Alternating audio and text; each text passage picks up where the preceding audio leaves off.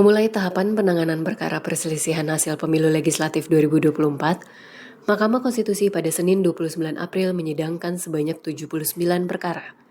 Sidang dengan agenda pemeriksaan pendahuluan ini dibagi ke dalam 3 panel majelis hakim dengan masing-masing menangani sejumlah daerah pemilihan.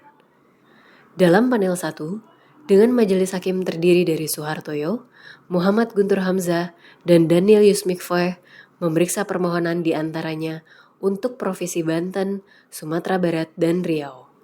Partai Persatuan Pembangunan P3 mempersoalkan dugaan adanya perpindahan suara yang seharusnya menjadi milik P3 dialihkan ke Partai Garuda.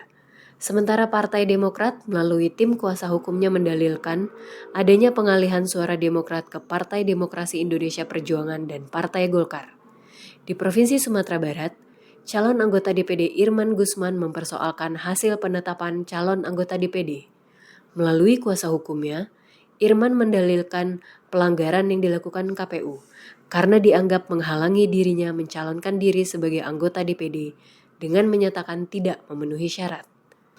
Majelis Hakim Panel 2 yang terdiri dari Saldi Isra, Ridwan Mansur, dan Arsul Sani memeriksa hasil pemilu legislatif di Provinsi Jawa Timur, Daerah Istimewa Yogyakarta, dan Jawa Tengah.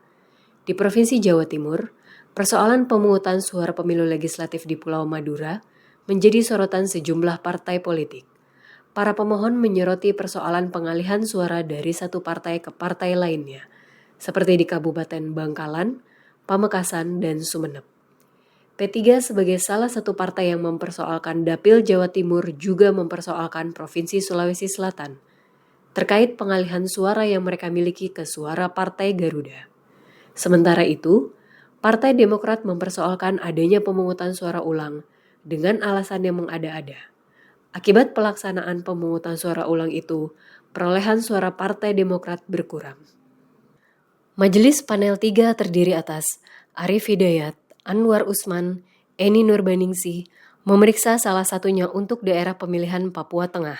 Dalam kesempatan itu, Partai Gerindra mendalilkan bahwa hasil rekapitulasi suara partai tertentu di tingkat kecamatan mengalami perubahan drastis di tingkat kabupaten dan seterusnya hingga tingkat provinsi. Sementara pada pleno rekapitulasi tingkat provinsi, suara Gerindra yang diperoleh di tingkat kabupaten tiba-tiba hilang.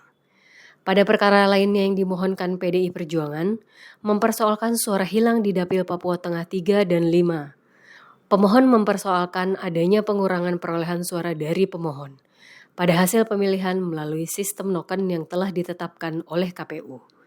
Tim Liputan MKTV News melaporkan.